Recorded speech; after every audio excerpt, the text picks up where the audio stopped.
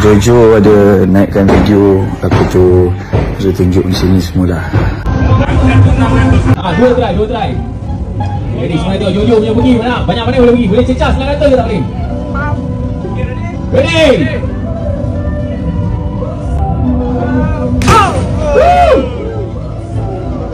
Berapa pergi?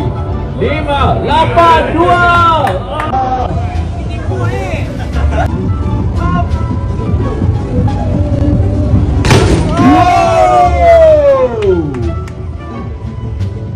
Pergi 6, 4.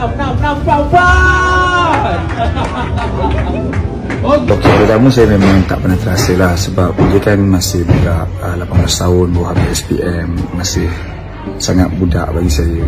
Bagi saya okey je. Jadi bagi saya tak payah risau lah dan tak payah kecam-kecam dia lagi. Hantam satu kali. Alright. Abang tengok tu. Habis.